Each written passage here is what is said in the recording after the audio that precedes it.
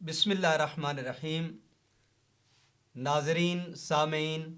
अस्सलामु अलैकुम वरहमतुल्लाहि वबरकातुहू। जैसा कि आप जानते हैं कि इमाम नववी रहमतुल्लाह ताला अलैह की तसनीफ़ लतीफ़ बुस्तानुल आरिफ़ीन की सीरीज़ जारी व सारी है और आज उसके 34वें दर्स मुबारक के साथ आपकी खिदमत में हाजिर है। ये दर्स मुबारक इसी हदीस पाक में जो हज़रत मुआज़ रदी अल्लाह ताला अन्हु आपसे मरवी है कि आपने हुज़ूर नबी करीम रऊफ़ रहीम सल्लल्लाहु अलैहि वसल्लम की बारगाह अक़दस में इल्तिजा की, या रसूलल्लाह सल्लल्लाहु अलैहि वसल्लम, आप मुझे ऐसा अमल बतलाइए कि मैं जन्नत के करीब हो जाऊं और जहन्नम से दूर हो जाऊं। आका अलैहिस्सलातु वस्सलाम ने इरशाद फरमाया, लक़द सअल्त अन अज़ीम, कि ए मुआज़ रदी अल्लाह ताला अन्हु, आपने बहुत अजीम सवाल किया है। हुजूर ने फरमाया, तअबुदुल्लाह, अल्लाह की इबादत करो, वला तुशरिक बिही शैअन, और उसके साथ किसी को शरीक न ठहराओ, उसकी बंदगी में किसी को शरीक न ठहराओ, उसकी उलूहियत में किसी को शरीक न ठहराओ। और फिर आका अलैहिस्सलातु वस्सलाम ने इरशाद फरमाया, व तुकीमुस्सला, नमाज कायम करो, व तुअति ज़का, ज़कात अदा करो, व तसूम रमदान, रमज़ान अल मुबारक के रोज़े रखो, व तहुज्जुल बैत, और हज बैतुल्लाह करो। ये आज का दर्स मुबारक भी गुज़श्ता से पेवस्ता है और आज उसके दूसरे हिस्से में ज़कात से मुतल्लिक व तुअति ज़काता, ज़कात अदा करो, आपकी खिदमत में चंद एक गुजारिशात करने जा रहे हैं। इस बात को अगर कुरान करीम से देखें तो कुरान करीम के अंदर अल्लाह रब्बुल इज़्ज़त ने इरशाद फरमाया, वमिम्मा रज़क़नाहुम युनफ़िकून, ये पहला पारा है और सूरह बकरा है और इसकी आयत नंबर 3 का आखिरी हिस्सा है। फरमाया, और हमारी दी हुई रोज़ी में से खर्च करते हैं। यानी अल्लाह ताला ने अपने बंदों के औसाफ ज़िक्र करते हुए और अहले तकवा के वस्फ का तज़किरा किया। फरमाया, वो बग़ैर देखे ईमान लाएं, नमाज कायम रखें और हमारी दी हुई रोज़ी में से खर्च करें। दूसरे मकाम पे अल्लाह तबारक व तआला ने इरशाद फरमाया, जिसमें बतौर ख़ास हुज़ूर नबी करीम रऊफ़ रहीम सल्लल्लाहु अलैहि वसल्लम को मुखातिब करके अल्लाह रब्बुल इज़्ज़त ने इरशाद फरमाया, खुज़ मिन अम्वालिहिम सदक़तन तुतहिरुहुम व तुज़क्कीहिम बिहा वसल्लि अलैहिम। ए महबूब सल्लल्लाहु अलैहि वसल्लम, उनके माल से ज़कात तहसील करो जिससे तुम उन्हें सुथरा करो और पाकीज़ा करो और उनके हक में दुआए खैर करो। तीसरे मकाम पे अल्लाह तबारक व ताला ने इरशाद फरमाया, इरशाद बारी ताला है, फरमाने बारी ताला है, अल्लाह तबारक व ताला ने ज़कात अदा करने वालों की तहसीन की कि जो अल्लाह के रास्ते में खर्च करते हैं, उसके रास्ते में देते हैं, उनके बारे में अल्लाह तबारक व ताला ने इरशाद फरमाया, वमा अनफक़्तुम मिन शैइन फहुवा युखलिफुहु वहुवा खैरुर राज़िकीन, और जो तुम खर्च करोगे अल्लाह ताला उसकी जगह और देगा और वो बेहतर रोज़ी देने वाला है। अब यहाँ गौर करें, अल्लाह तबारक व ताला ने इरशाद फरमाया कि जो तुम अल्लाह के रास्ते में खर्च करते हो तो ये नहीं कि इससे तुम्हारा माल कम पड़ जाता है, इससे तुम्हारे माल में कमी वाक़या होती है। फरमाया ऐसा हरगिज़ नहीं, बल्कि फहुवा युखलिफुहु, वो इसकी जगह तुम्हें मज़ीद अता करेगा और तुम्हें दे देगा। वह खैरुर राज़िकीन, और वो بہتر روزی دینے والا ہے۔ یہ پارہ نمبر 22 ہے اور سورت سبا کی آیت نمبر 39 ہے۔ اب ان تینوں آیات بینات میں آپ تھوڑا سا غور کریں۔ پہلی آیت مبارکہ سورہ بقرہ کی آیت نمبر 3 ہے، دوسری آیت مبارکہ سورہ توبہ کی آیت نمبر 103 ہے، جس میں اللہ تبارک و تعالیٰ نے بطور خاص حضور نبی کریم رؤوف رحیم صلی اللہ علیہ وآلہ وسلم کو فرمایا کہ خذ من اموالہم صدقۃ، ان کے مالوں سے صدقہ لو، تطہرہم وتزکیہم بہا، اس کی وجہ سے انہیں پاک اور ستھرا بنا دو۔ گویا پاکیزگی کے حصول کے لیے، طہارت کے حصول کے لیے اور مال کی پاکی کے حصول کے لیے، جان کی پاکی کے حصول کے لیے اللہ تبارک و تعالیٰ نے حضور رسالت مآب صلی اللہ علیہ وآلہ وسلم سے فرمایا کہ ان سے صدقہ لو، ان سے زکوٰۃ لو۔ بلکہ ایک اور مقام پہ جسے سورہ مومنون کے اندر اللہ تبارک و تعالیٰ نے ذکر فرمایا والذین ہم للزکوٰۃ فاعلون، فلاح پاتے ہیں وہ جو زکوٰۃ ادا کرتے ہیں، یعنی کامیابی ان لوگوں کے لیے ہے جو اللہ کے راستے میں خرچ کرتے ہیں، جو اللہ کے راستے میں دیتے ہیں، جو اللہ کے راستے میں اس کی مخلوق پہ خرچ کرتے ہیں، ان کے بارے میں اللہ تبارک و تعالیٰ نے فرمایا کہ یقیناً وہ فلاح پانے والے ہیں۔ آگے آئیے، سورہ بقرہ ہے اور آیت نمبر 261 سے لے کے 263 ہے۔ ارشاد باری تعالیٰ ہے مثل الذین ینفقون اموالہم فی سبیل اللہ، مثال ان لوگوں کی جو اللہ کے راستے میں خرچ کرتے ہیں، کمثل حبۃ انبتت سبع سنابل فی کل سنبلۃ مئۃ حبۃ واللہ یضاعف لمن یشاء واللہ واسع علیم۔ یہ آیت نمبر 261 ہے۔ جو لوگ اللہ کی راہ میں خرچ کرتے ہیں، ان کی کہاوت اس دانہ کی ہے جس سے 7 بالیاں نکلیں اور ہر بالی میں اپنے مال خرچ کر، ہر بالی میں 100 دانے، اور اللہ تعالیٰ جسے چاہتا ہے زیادہ دیتا ہے۔ اب اس اللہ تبارک و تعالیٰ کے فرمان عالی شان میں آپ اگر غور کریں، آپ اگر توجہ دیں تو اللہ تبارک و تعالیٰ نے ارشاد فرمایا کہ جو اللہ کے راستے میں خرچ کرتا ہے اس کی مثال ایسی ہے جیسے ایک بالی اور ہر بالی میں 100 دانہ ہو۔ گویا وہ اللہ کے راستے میں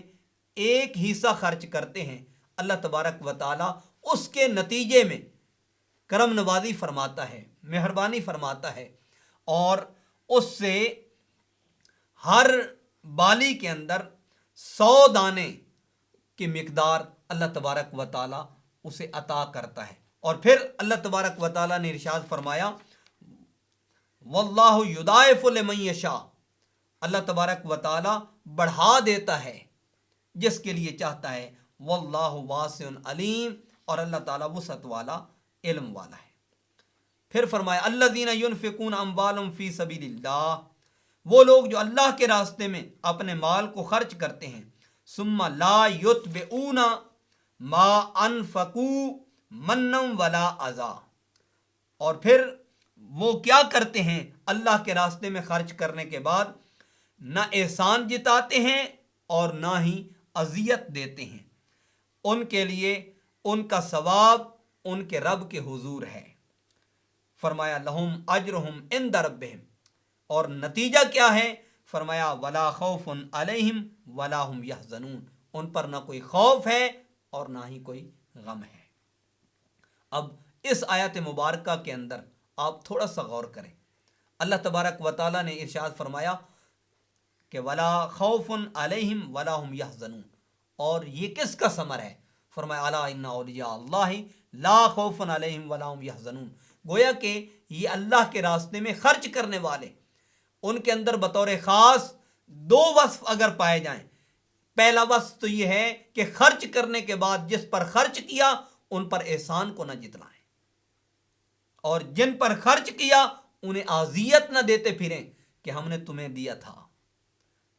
ہم نے تمہارے اوپر خرچ کیا تھا، ہم نے تمہیں عطا کیا تھا، وہ احسان نہ جتلاتے پھریں اور اذیت نہ دیتے پھریں تو ان کا اجر کیا ہے؟ فرمایا لا خوف علیہم ولا هم یحزنون، انہیں نہ کوئی خوف ہے نہ کوئی غم ہے۔ گویا کہ وہ اللہ کے محبوب ترین بندے بن جاتے ہیں، اللہ کے مقرب بندے بن جاتے ہیں۔ اور پھر فرمایا قول معروف و مغفرۃ خیر من صدقۃ یتبعها اذى واللہ غنی حلیم۔ فرمایا کہ ان کے لیے اللہ کی بارگاہ سے انعام اور اکرام کیا ہے، اور ان کے لیے اللہ کی بارگاہ سے نوید کیا ہے؟ فرمایا اچھی بات اور مغفرت اس صدقہ سے بہتر ہے جس کے بعد اذیت دینا ہو، اور اللہ بے پرواہ حلم والا ہے۔ یعنی جب تم صدقہ کرو تو اس کے بعد اس صدقہ لینے والے جس کو تم نے دیا ہے اس کو تکلیف پہنچاؤ یا اس پر احسان جتلاتے پھرو، فرمایا اس سے جب تم اجتناب کرتے ہو اور اس سے تم پرہیز کرتے ہو تو پھر اللہ تبارک و تعالیٰ کی بارگاہ سے تمہارے لیے یہ خوشخبری ہے، تمہارے لیے یہ بشارت ہے، تمہارے لیے یہ نوید ہے کہ اس کی رحمت، اس کی عنایت، اس کا احسان تمہارے ساتھ شامل حال رہے گا، اور وہ تمہیں اپنے محبوب اور مقرب بندوں کی صف میں شامل فرما دے گا۔ اور اس کے لیے جو اہم پہلو ہے، جو چوتھا پارہ ہے اور آیت نمبر سورہ آل عمران کی 92 ہے، ارشاد باری تعالیٰ ہے لن تنالوا البر حتی تنفقوا مما تحبون وما تنفقوا من شیء فإن اللہ بہ علیم، کہ ہرگز نیکی حاصل نہ کر پاؤ گے جب تک اس میں سے خرچ نہ کرو جسے تم محبوب رکھتے ہو، اور جو خرچ کرو گے اللہ اسے جانتا ہے۔ آئیے، ہمارے پاس صحیح مسلم ہے، آقا دو عالم صلی اللہ علیہ وآلہ وسلم نے ارشاد فرمایا کہ جب تم اللہ کے راستے میں خرچ کرتے ہو، اس کے راستے میں دیتے ہو، تو اللہ کے راستے میں خرچ کرنے کے نتیجے میں وہ مال کم نہیں ہوتا، اس میں کمی واقع نہیں ہوتی۔ یا رسول اللہ کیا ہے؟ یہ کتاب البر والصلۃ والادب، اس کے اندر باب استحباب العفو والتواضع، حضرت ابی ہریرہ رضی اللہ تعالی عنہ آپ سے یہ حدیث پاک مروی ہے، آقا علیہ الصلوۃ والسلام نے ارشاد فرمایا ما ناقصت صدقۃ من مال، فرمایا جو تم مال سے صدقہ کرتے ہو اس میں کمی واقع نہیں ہوتی، وما زاد اللہ عبدا بعفو الا عزا، فرمایا جو درگزر کرتا ہے اللہ تبارک و تعالی اس کی عزت کو بڑھا دیتا ہے، وما تواضع احد للہ الا رفعہ اللہ، اور جو اللہ کے لیے عاجزی اور انکساری کو اختیار کرتا ہے تو اللہ تعالیٰ اس کی عزت کو، اس کے شرف کو، اس کے وقار کو، اس کے مقام کو اور اس کی قدر و منزلت کو مزید بڑھا دیتا ہے۔ یاد رکھیں کہ مال اللہ کے راستے میں خرچ کرنے سے کم نہیں پڑ جاتا، اس میں کمی واقع نہیں ہوتی، اس میں نقص نہیں آتا، بلکہ اللہ کے حضور اس کا اجر ہے۔ اور یاد رکھیں جو قوم اس کے حضور زکوٰۃ ادا نہیں کرتی وہ قوم قحط کا شکار ہو جاتی ہے، وہ قوم تباہی اور بربادی کا شکار ہو جاتی ہے۔ اور جب اللہ کے راستے میں آدمی اس کے دیے ہوئے رزق میں سے خرچ کرتا ہے اس کی مخلوق کے اوپر، اس کے بندوں کے اوپر، اس کی رضا اور خوشنودی کے لیے، تو اللہ تبارک و تعالی اس کے مال میں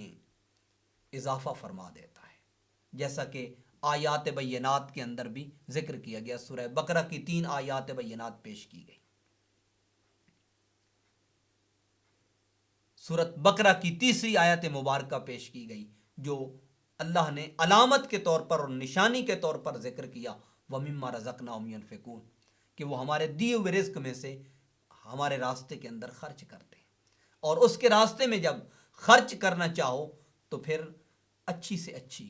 خوبصورت سے خوبصورت اور محبوب سے محبوب ترین اس کے راستے میں خرچ کرو۔ اور بے شمار احادیث مبارکہ ہیں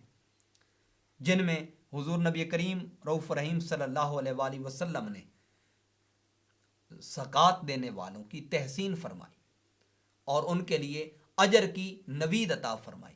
ان کے لیے بشارات حضور نبی کریم رؤوف رحیم صلی اللہ علیہ وآلہ وسلم نے عطا فرمائی۔ مثلا حضور نبی کریم رؤوف رحیم صلی اللہ علیہ وآلہ وسلم آپ نے ارشاد فرمایا، ابن خزیمہ نے، ابن حبان نے اپنی صحیح کے اندر اس روایت کو درج کیا ہے اور یہ کتاب الزکوٰۃ کے اندر موجود ہے۔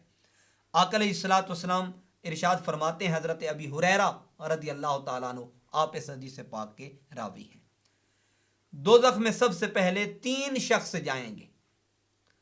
ان میں سے ایک وہ تونگر کہ اپنے مال میں اللہ کا حق ادا نہیں کرتا۔ اللہ نے مال تو دیا ہے مگر اللہ کے راستے میں وہ مال دیتا نہیں ہے، وہ مال خرچ نہیں کرتا، تو اس مال کے خرچ نہ کرنے کے نتیجے میں اس شخص نے اپنا ٹھکانہ جہنم کو بنا لیا۔ اور دوسرے مقام پہ حضور نبی کریم رؤوف رحیم صلی اللہ علیہ وآلہ وسلم آپ نے ارشاد فرمایا، یہ روایت امام احمد نے اپنی مسند کے اندر ذکر کی ہے۔ حضرت